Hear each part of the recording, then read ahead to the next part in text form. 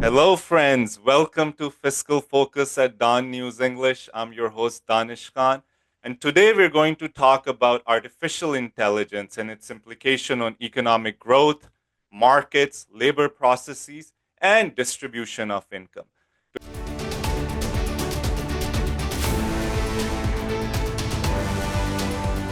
To discuss this, I'm joined by Shahram Azhar.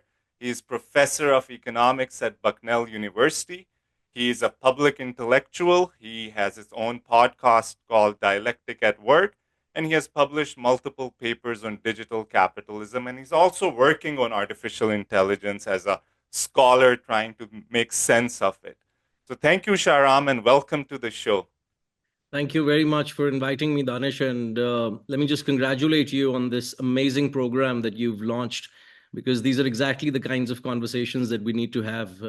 So thank you for starting it, and thank you for inviting me.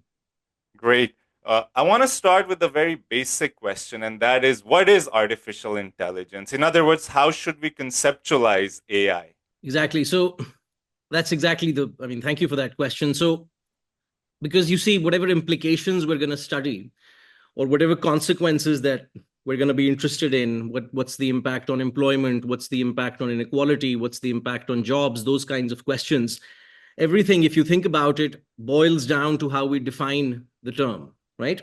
So not that I'm a computer scientist, but I've had the chance to look at their literature, speak to some of the experts, and here's how the experts have explained it to me, and hopefully I can communicate it to you to the best of my ability. So AI can be thought of as an umbrella term that comprises of different kinds of technologies brought together. This includes machine learning, natural language processing, blah blah blah, those kinds of stuff. So here's the idea. So on the one hand, it's an umbrella term that comprises of multiple technologies. Step one. Step two, AI systems work by ingesting large amounts of data, identifying patterns and correlations, and we can go into some of those details as well, how that works, and then predicting certain patterns via an analysis of the data that has been pre-programmed via an algorithm. That's the basic idea. Now, in theory, the human element in this comes from the programmer's ability to incorporate cognitive elements into this story. So, for example, reasoning, learning, self-correction, creativity, and all the rest of it. So that's the theoretical idea. Okay, so that's step one. The second question we have to think about, especially from a scholarly lens, one has to be very clear on this, is to historicize the term. So just to bore your audiences with 2 minutes of history. In 1955, there was what is called the Dartmouth Conference, which brought together a host of scientists, computer scientists in particular, who held this conference on what was at that time called a proposal for the simulation of human intelligence. And John McCarthy was the person who came up with this term, artificial intelligence, which literally in his own definition is the simulation of human cognition or intelligence by machines. So in that precise sense, Danish, if you think about it, the idea or the concept has been around for at least 7 decades. Yes. Now, for example, when I was a kid, because I love playing chess, one of our childhood heroes was Garry Kasparov, right? The greatest living chess player of all times, of human history, perhaps. And in 1997, there was this famous match between Deep Blue, an IBM computer, and Garry Kasparov.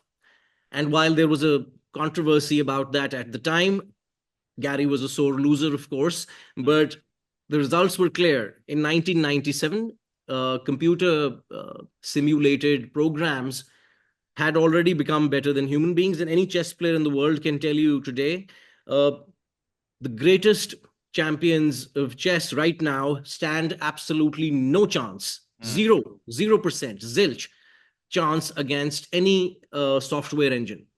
Okay, So so now, even Einstein would lose to a program. no, Einstein was not a good chess player. I mean, Magnus Carlsen, the world's number one world renowned chess player, right? Ding Liren, the Chinese champion, the world champion right now. Vishwanathan Anand, Gary Kasparov. You can make a team of world chess grandmasters rated above 2,800. And because chess has a rating system, we know that AI softwares are above 3,000. The best chess player in the world is 2,800 something, Wow. right? Okay, so in that precise sense, we have had artificial intelligence for multiple decades, right? Okay, but now, so you may then legitimately ask me the question, what's all this fuss about? Huh? Yes. So here's what the fuss is about, and which is why, and this is something I want to emphasize, um, we have to distinguish between facts and fantasy. Hmm? I don't know if you remember this, but when we were kids, there used to be this program called the Jetsons. Huh? Mhm. I recently watched the movie Back to the Future with my son, and lo and behold, the movie was set in the future was in 2015, right? And that year has it's been a decade since that elapsed, and we haven't had those kinds of fantastical technologies that were predicted in 1986 or whatever when that movie was released. Okay, so come back to the point. Computer scientists themselves define and describe AI and divide it into two parts. Hmm? And you can verify this. You can go to IBM's website, for example, and search for the following term: what is strong AI? Hmm? So computer scientists distinguish between what they call weak AI and strong AI. And what's the difference? Weak AI is defined as um, an algorithm or a software or a machine that cannot operate without human intervention. Hmm? Okay. So, for example, um, when I speak with this particular device and I say, "Hey Siri," I hope it doesn't start talking. Uh, Siri cannot function without my intervention. Or, for example, Netflix's algorithm cannot function. It adapts to, or even self-driving cars, etc. So, weak AI is that AI which cannot operate without human intervention. Okay. Right? And strong AI, and I want to emphasize this, is a fantasy, an imagination, a theoretical concept. This is on the IBM website. I didn't make it up. Strong AI or generalized artificial intelligence is a purely theoretical, fictional fantasy idea as of 2024. Hmm? Okay, because this is going to be relevant for everything else that we're going to say later. So that's a really long-winded, I'm sorry for the really long-winded No. answer to your question. AI or artificial intelligence is a concept that was born in 1955 and has been around for a while. But when we try to pin this concept down in a scholarly way, we realize that we have to segregate and separate facts from fantasy. Okay. Fascinating. So, in recent, especially few years after COVID, there's been huge hype in the market, especially stock market in the US about AI. Everyone is now saying AI is the future. So, what is this hype about if this idea has been around for many decades? Amazing. So, this economist that we learn about, John Kenneth Galbraith, Mm, he wrote this beautiful book. It's a very, it's not a very dense book, but it's called A Brief History of Financial Euphoria. Everyone should read that lovely book.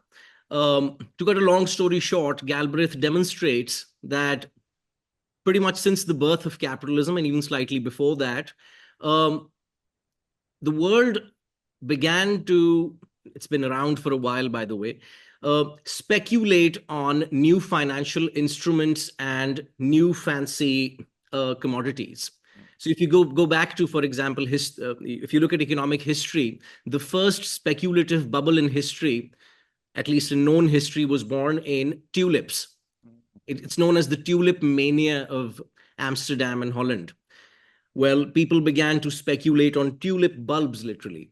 Well, because they thought that, you know what happens with a speculative bubble, right? Every person thinks that I can sell this asset to someone else for a price that is more than what I got it for.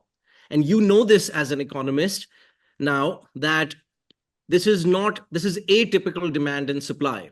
When I buy a house so that I want to live in it, I'm interested in the what Adam Smith and Marx would call the use value or the utility of that product. Mhm. Whereas if I buy that asset so that I can sell it to person X for a price that is more than what it cost, in that case, I'm not interested in living in that asset, living in that house, or getting its utility, use value. I'm interested in its exchange value. Now, as you know, as an economist, value cannot be created, value cannot be distributed without being created. Yes. Okay, step one. Now, step two, I'm going to argue, and I am trying to argue already.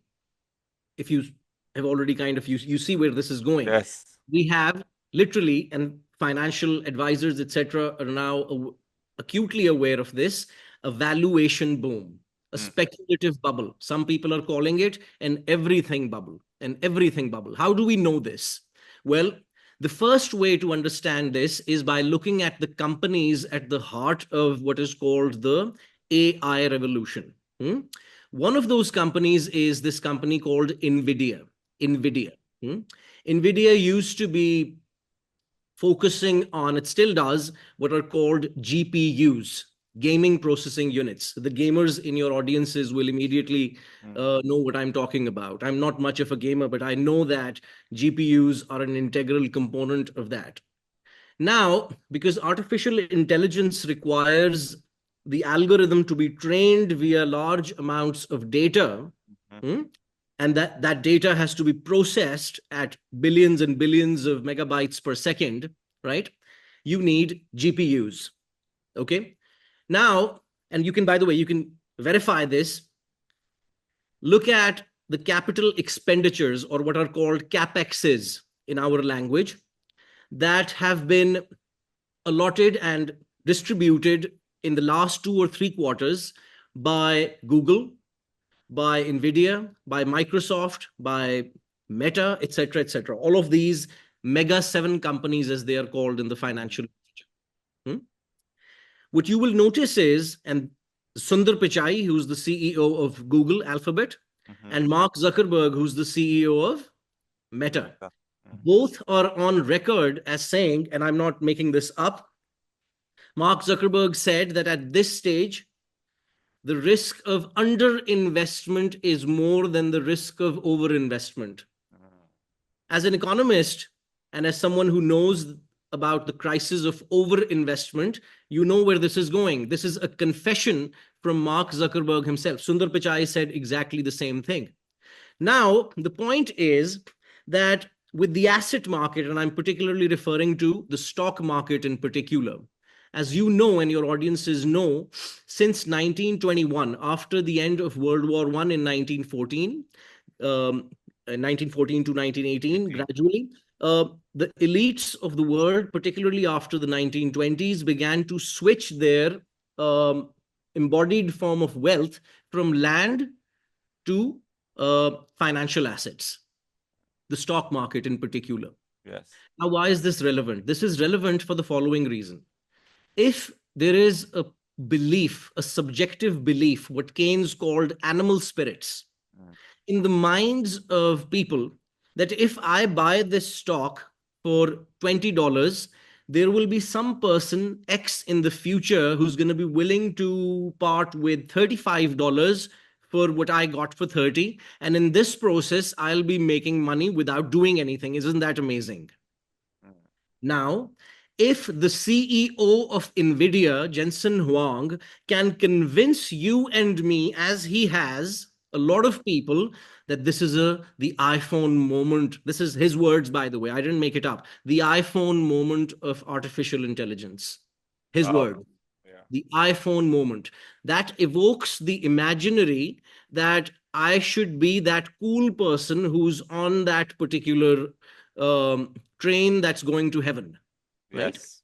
So as a result, now how do we know this as economists? Am I just making it up? No. We have what are called well-defined ratios. Some people may like that kind of stuff, but these are just ways, formulaic ways of There's no certainty, there's Yes. no way of, there's nothing like that. But these are just rough estimates that we use to think about a problem. One of those is what is called the price to earnings ratio. It's a standard measure used on Wall Street, used by everyone who does a CFA degree. It's a very simple ratio. What does it mean? So in the numerator, we have the market price of the firm or the stock. It doesn't matter. The stock is just the same thing as if you multiply the stock's value by the number of shareholders, you get the Yes. market cap of the firm as a whole, right? Okay. So we have the price of the firm in the numerator and its earnings in the denominator, right? So what does that tell you? If the ratio goes to 70, as it has in the case of NVIDIA, here's what it means. NVIDIA's firm is selling for a price that is equal to 70 years of earnings. 70 years of earnings, right? Just think about that, right? Now, that clearly demonstrates that we're living through a speculative bubble.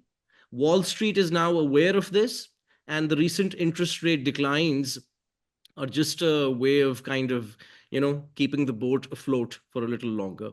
Yeah, so exactly. There's a lot of positivity, and also even in like developing countries, the now the magic pill is AI, right? So, but a major progressive economist, Yanis Varoufakis, have been calling this techno feudalism. So historically, the debate has been, how to even conceptualize a system which is free of exploitation, moving post capitalism. But he's saying we forget about moving forward because now this monopoly power of these tech companies, especially these big platforms, we're living in techno feudalism. So, how do you conceptualize, especially given you write about digital capitalism? I know you have taught a course on that as well. No, absolutely. So, in some sense, I agree with Professor Varoufakis. He's what it's we say that he's hit the nail on its head, so to speak. So here's the point. It's a very simple idea. Think about it in the following sense, and anyone who's ever run a business will know this intuitively, huh? So the point is that a business, what is a good business? A good business is defined as a situation in which you can sell something for more than what it costs to make it. Anyone in the audience will agree. Doesn't take an advanced degree in economics to appreciate the significance of what I said.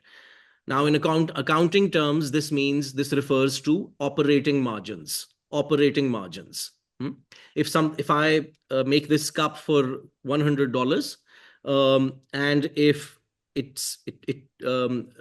I can sell it for 100, and if it costs me 50, this is a profitable enterprise. If it costs more to sell the good, then the revenue that would be flowing in, that's a bad business.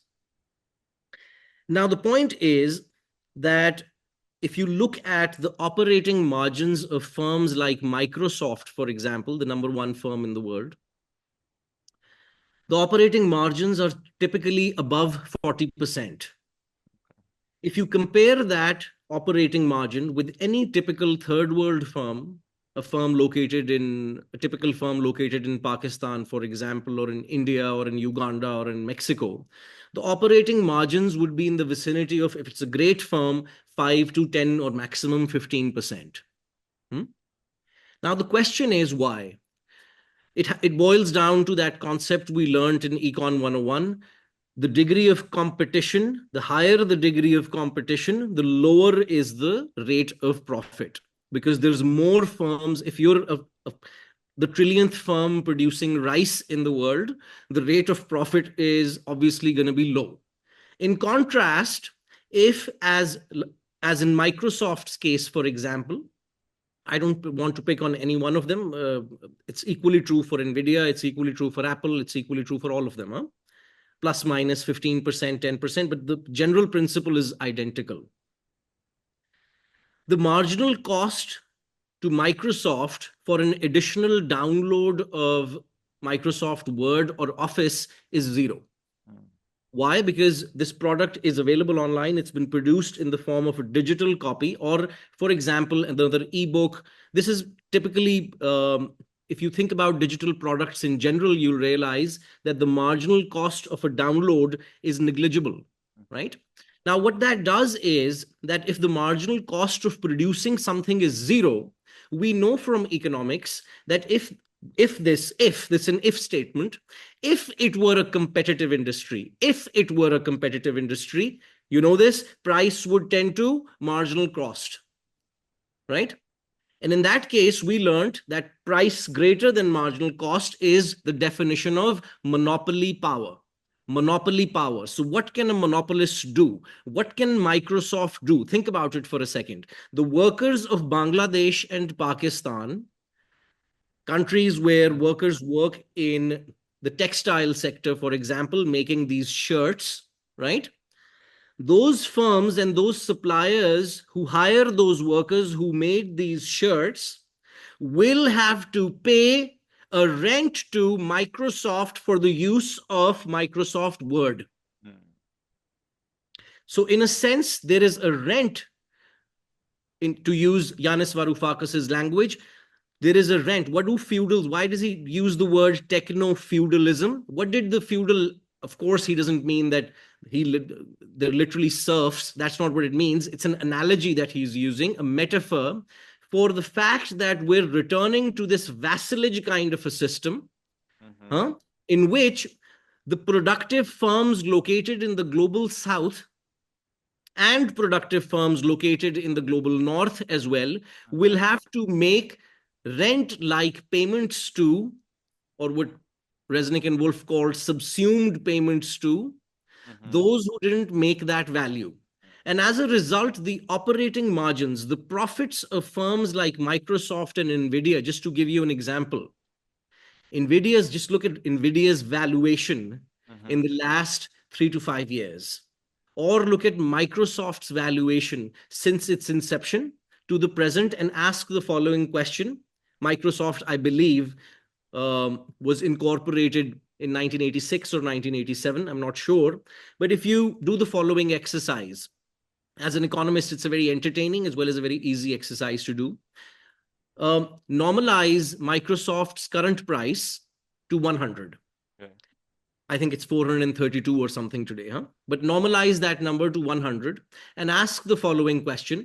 What percentage of this 100 did Microsoft hit, and how long did it take Microsoft to get to the first 50, and how long did it take to get to the last 50? And lo and behold, here's the answer. It took Microsoft until 2018-19 to get to the first 50, and the last 50 came in the last 2.5 years. Wow. That's amazing. Yeah. That's the kind of speculative bubble we're talking about. Wow. Yeah. So also one of the major impact of artificial intelligence, especially policymakers are concerned about, it is replacing laborers or replacing workers with robots. So, and this can have huge implication for working people, not just in global south, but also in global north countries like America. So, how do you see that issue? How workers and laborers are impacted by artificial intelligence? That's an amazing question, because you see, in general, we know this, that machines and large scale industry and large scale machines have always, since the Industrial Revolution, this has been a qualitative phenomena that every economic historian knows about. This is elementary economic history. What is that? The idea is very simple. Machines reduce the amount of time it takes the worker to produce the same good. In the old days, for example, when shirts were stitched with hands, those shirts were extremely expensive. They were so expensive that if you and I were to hop onto a time machine and go back to the year 1700, they would look at you and me and think that these people are royalty, right? Because that's how expensive stitched clothes were. Okay. Now, it's the same principle. Artificial intelligence is no different than any other machinery that has been invented in the last 200 years in the following precise sense.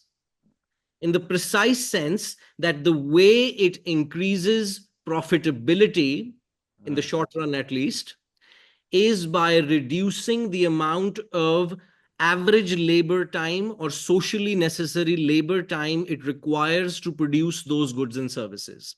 I'll give you an example. One of my best friends, Talal, works in Holland, and he's a brilliant finance analyst and an amazing, financial mind. And his firm has been deploying Gemini as a new tool Mm. to do financial analysis. So I asked him, how has your practice changed? And here's what he told me.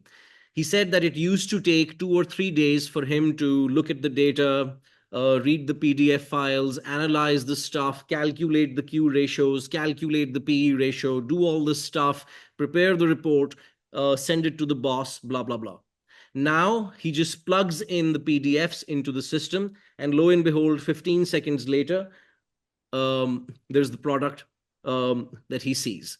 Now, what that does is that it frees up, from the standpoint of the firm that my friend works for, this frees up more labor time that my friend can now deploy to producing more commodities. He's still working 8 hours a Mm. day, but notice what has happened. The time required to produce the product, what Marx called in chapter 10 of Capital Volume 1, the working day, necessary and surplus labor. So the amount of time it now takes him to produce the same product has fallen from 3 days to 15 minutes, Right. thus freeing the remaining hours so that he can produce more profits, more surplus value for the firm that he works for.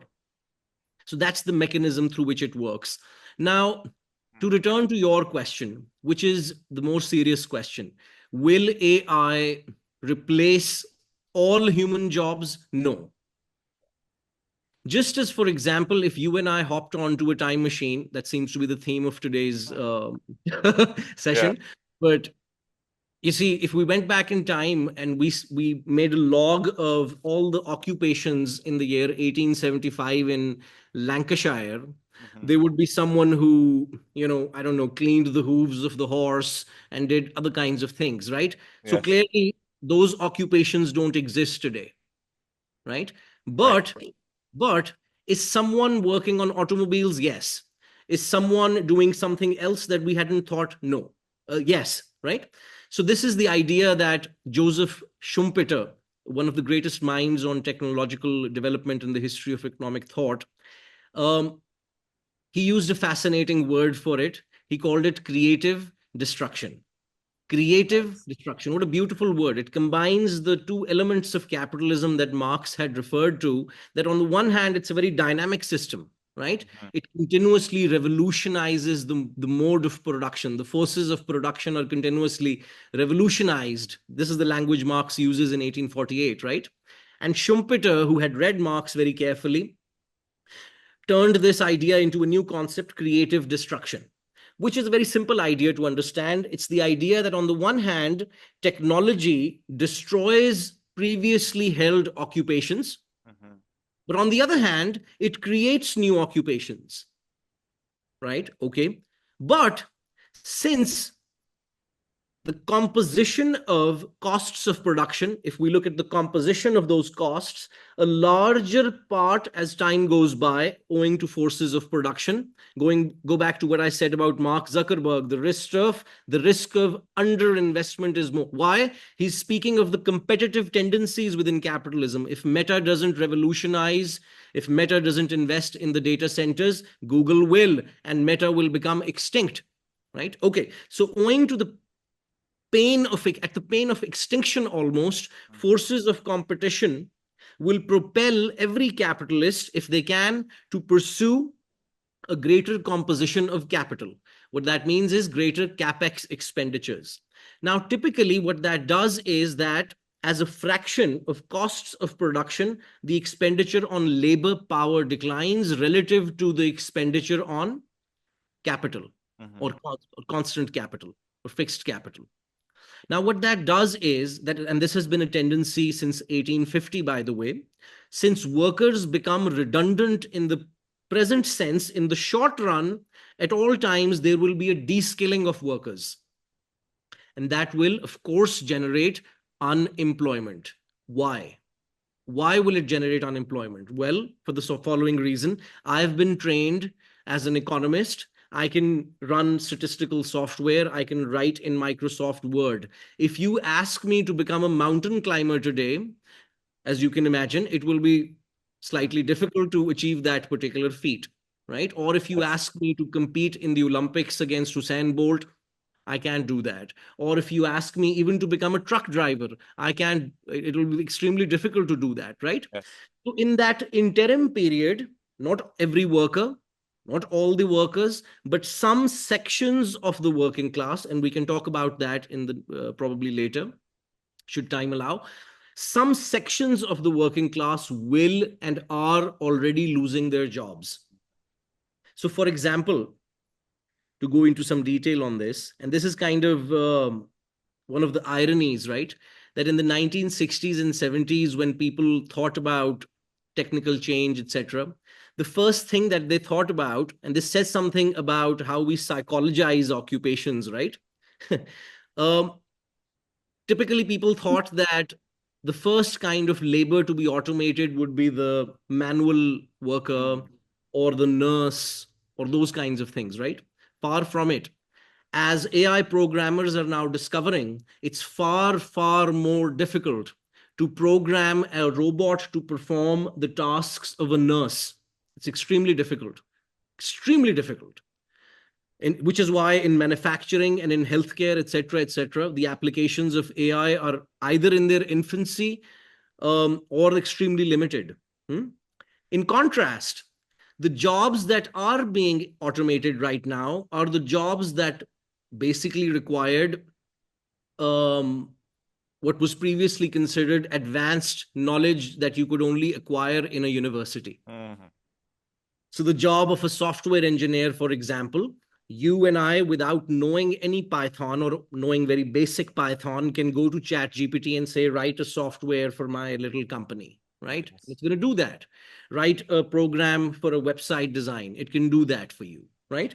Or the job of a commercial artist who made posters, for example. I, with zero skill, terrible skill at sketching, can now make posters via Bing's image creator, right?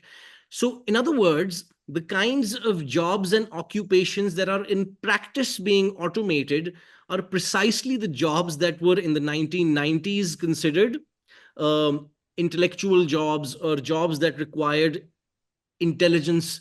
If you Mm. really think about it, this is just a bias, right? Every job, every occupation requires human nerves and muscles, training, etc. That training can be more or less. You could Yes. go have to go to a university or blah blah blah. But in practice, AI is actually revealing to us the fault lines in our way of thinking about the economy, automation, jobs, etc. And final point, what it means to labor. Mm. See, labor defined in the classical political economy sense is the exercise of human nerves and muscles to convert an input into an output. Hmm?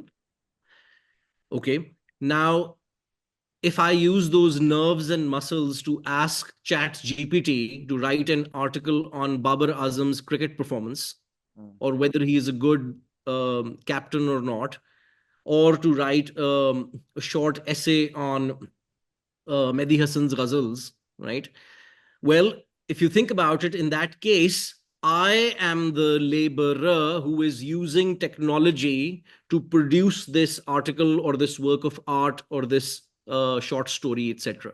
Right? The meaning of that term will change. Why? Well, because human beings have always used technology, whether that technology is a simple hammer or that Yes. technology is Chat GPT. In either case, human beings have always used, to use Marx's term, dead labor to make new products. So living labor Yes. works with dead labor to produce new products. That has always been the case. So the meaning of labor will change. There will be an interim period of unemployment. This is always true. Some jobs will be lost, some new jobs will be created. So the net effect, it's hard to predict. Now, this creates a major contradiction, it seems like, because the shareholders are interested in extracting as much profit as possible. And from a firm's perspective or employer's perspective, they don't want to deal with workers because they may get sick, they may protest, right? They may, yeah, they not feeling well today because I have a kid to take care of. So in that sense, introducing automation and robots are good. But then from a broader society's perspective, if we have mass unemployment, that is also bad for macroeconomy and growth.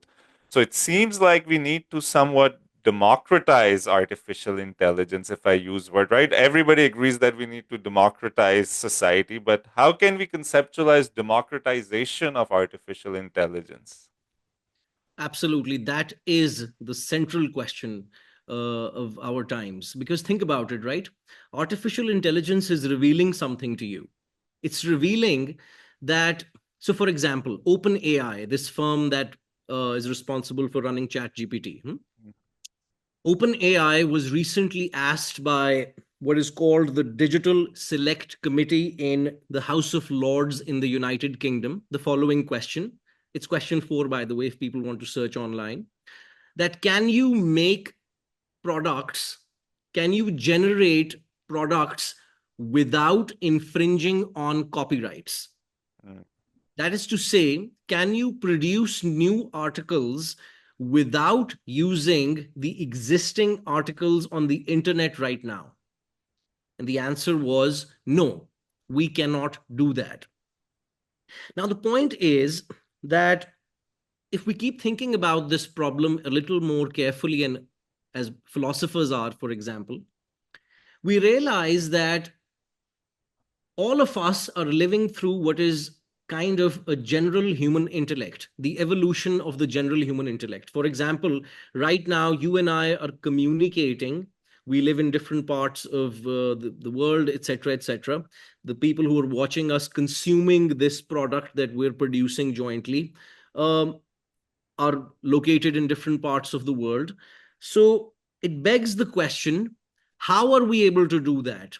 And as soon as we ask that question, we realize that packets of digital information are traveling, and it appears as if I'm sitting in front of you, but I'm really not, right? So, in order for this feat to have been performed, mhm, uh, Leibniz had to do the work that he did, right? Binary digital information. In other words, when you and I use technologies, we're standing on the shoulders of giants, always, always. So, for example, if Leibniz's descendants say that every time you use digital technologies, you should pay a rent to us, or Galileo's descendants say that, okay, every time you look at the sun, pay us a rent, mhm, right? Right? Or Newton's descendants say, every time you go to the moon, pay us $1 trillion, right? So now the point is, it sounds laughable, right? But it really belabors the obvious point that whatever human beings have produced or will produce in the future is always the result of either dead labor or living labor. mhm, When I write my articles, I get the credit for it. But to be honest with you, I'm using the work of Keynes, I'm using the work of Schumpeter, I'm using the work of Marx, I'm using the work of Smith. So, in what sense is, it begs the question, right? What Gen AI is trying to demonstrate to us is that just as I produced that article after reading Marx's chapter 15 on machinery, Gen AI does exactly the same thing. It looks at that chapter, converts it into a text, or what is called the embedding layer matrix in AI language, and then generates an output based on that. Hmm? mhm. So, the point that we're beginning to understand, and to return to your really interesting question, another way of thinking about it So, is so to if I ask, please. intervene here, so in other words, there's a huge talk about that labor is becoming redundant, right? So, yeah, is labor becoming redundant? I mean, you already pointed out, like, but this, I think this is good segue into this question as well. You see, if labor became redundant, capital would become redundant because Okay. of the following reason. It's a very simple theoretical intellectual exercise. It's a lot of fun. Just think about it. Huh? At the systemic level, if no human being is performing any labor, I just said that it's a pure fantasy, and it is, but let's entertain the fantasy. Huh? Let's imagine a world where all products are being produced by machines that energize themselves via solar energy, so that it's a self-replicating system of robots. Okay. Now, by construction, it follows that there are no wages in this system. Yes. Why? Because all work is being performed by machines. There are no wages in this system. Since there are no wages in this system, the Keynesian should immediately be frightened by the following prospect. Where does the effective demand come from? In other words, what happens to the consumption function in a world when there are no personal disposable incomes? Okay. Now it follows then that one possibility could be, and everyone in the audience is, I'm sure, at least some of the perceptive ones are asking, what if we introduce universal basic income into this story? Yes. Okay, very nice. Now notice that the capitalist firms are producing the goods and services. You and I didn't have the money as consumers to buy that, so the government gave us money. Where did the government get the money from? Oh, it got it from the capitalist firms who are producing those goods and services. So hopefully you can see that there's this dance going on where the government gives me money to give it to Elon Musk, who gives it to the government, who gives it to me. In a few generations, people will realize that this dance is superfluous because we are in the world in which P equals MC equals 0. And since we are in a world where P equals MC equals 0, everything should be and can be free, zero price. We can be operating in a world of zero marginal costs. So in other words, even this hypothetical, and by the way, this hypothetical could have become a possibility. Now, this is a could statement. If the following were true, notice the following. If a hospital, a capitalist hospital that has to make money by treating human beings, wants to replace a nurse that is currently performing that labor, the capitalist hospital owner will perform the following calculus. This nurse is going to perform this labor for 30 years or 40 years until her retirement. I'm going to pay her $35,000 a year to do this work. 35,000 multiplied by 30 is about, do the math, a million maybe. Okay, that's how much I will have to spend on this human being, right? From the standpoint of capital, it doesn't matter whether this person has ears and a nose or whether this person, is a robot. It doesn't matter. Yes. What matters is the rate of profit, the rate of return. So they will perform the following calculus. How much does it cost to train a robot that can perform the work of a nurse? Do the analysis. This is a quick Google search. The answer is in the vicinity of 4 to 5 billion with a B US dollars. This tells you exactly what you needed to know, as a matter of fact, that the nurse's labor, because she is a human being, because she has kids, because she is helpless and needs a job, because the possibility of being unemployed is not a practical possibility for human beings, although it is a theoretical possibility, right? She will have to work for that 35,000 multiplied by 30, while the robot that has to be trained, that has to be fed the algorithm, cannot and will not do that unless you spend that amount of money. So from the standpoint of capital then, which does not care about the quality of the goods and services that are produced or the standpoint of whether it will benefit humanity or not, right? Or the standpoint of, for example, whether or not any ethical human being would immediately ask the question, oh my God, artificial intelligence is amazing. The first thing I'm going to do is abolish child labor in Congo because this product was made through, it required cobalt, which was mined through child labor.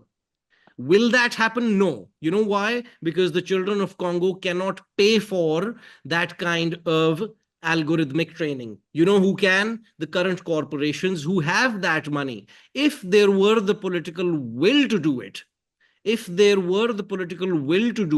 technology, any sane human being will tell you that scientific advances should be used for the benefit of humanity, right? Okay.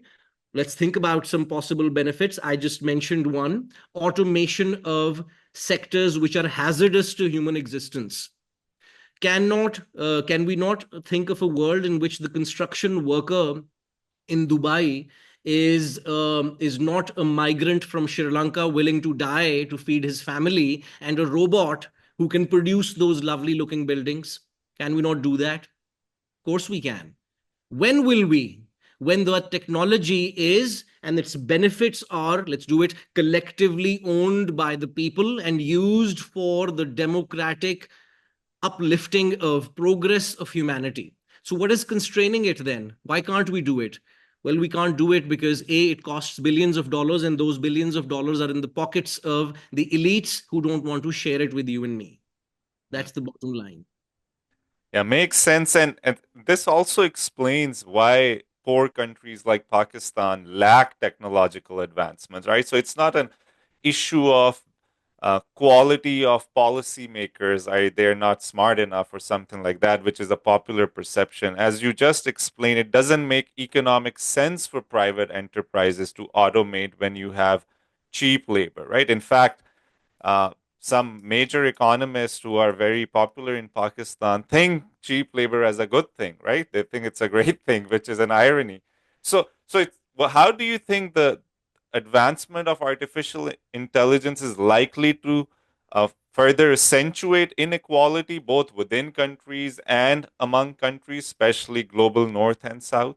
Okay, so a caveat here, right? Because it's entirely possible that someone might watch this in the future and correct us. Mm, So one should never speculate about the future without this, without adding this, huh? Without mhm, prefacing it with that, huh? Because it's entirely possible, right, that the people of the world, as in Kenya, for example, or in other parts of the world, might figure out a way of democratizing the internet, and artificial intelligence and scientific technologies could be potentially, it depends on the bargaining power of the people of the world, to democratize technologies and all the rest of it. But barring that, if we exclude the possibility of radical democratic progressive change in the world, then the tendency seems extremely dark because of the following reason. In that case, what we're thinking about in the short run, in the interim period, is a 1984 Orwellian kind of a world, a very dark world with what Professor Varoufakis has called techno feudalism, where a small number of firms will dominate, um, via basically rental extractions from above. And in that case, we're looking at a very dark possibility. And inequality is going to be a feature of that. Why? Because think about it. As I just said, it takes billions and billions of dollars to train an algorithm, hmm? Even to perform basic tasks. How can a country like Pakistan or India or Brazil or Argentina or Peru be expected to? Our firms don't have those kinds of money. Hmm?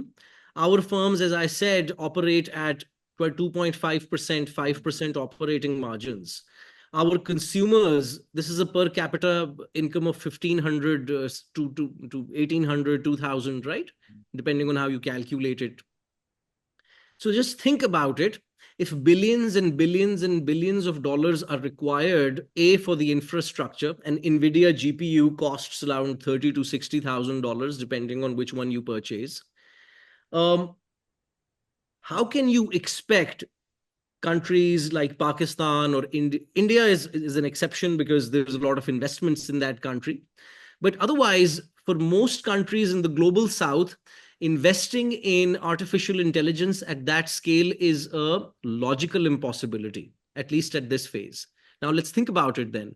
What happens if the technological advancements are concentrated in a few large firms located in a few large countries, and in fact, in a few large cities or states of the world, like California, while the rest of the world has to make rental payments to those firms from the products that they make in their factories? So now what happens? any new output $100 that is going to be produced, some part of it is going to be received by the monopolist, some part of it is going to be received by the government in which the monopolist was located, Mhm. the United States, Yeah. etc., Netherlands. Some part of it is going to be distributed to the workers in Bangladesh who made it, this shirt, for example. Some part of it is going to go to the capitalist of Bangladesh, and some part of it is going to go to the government of Bangladesh. Now, think about it.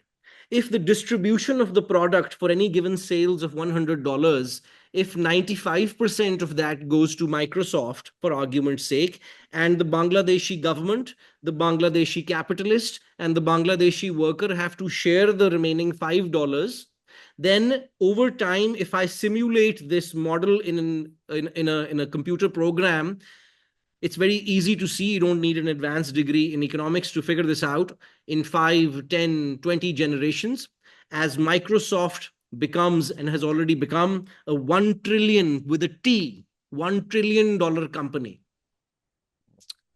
Pakistan and Sri Lanka are selling themselves to, I'm being politically incorrect, but to the IMF, uh, in the case of Pakistan for 7 billion, and in the case of Sri Lanka for 3.5 to 2.5 billion. That's basically 15 days of revenue for Nvidia. So yeah, That's the inequality we're thinking about. yes, yeah, yeah, exactly. This is stark levels of inequalities around the world, and hopefully, as you mentioned, there is a possibility of democratizing it, and hopefully, there is some radical transformation and more democratization at workplaces. Thank you so much for your time, Shahram. It was wonderful talking to you. And Shahram also has a podcast, Dialectic at Work, where he discusses these issues in detail. And thank you to our viewers for tuning in. Until next time, this is Danish Khan signing off from Fiscal Focus at Dawn News English.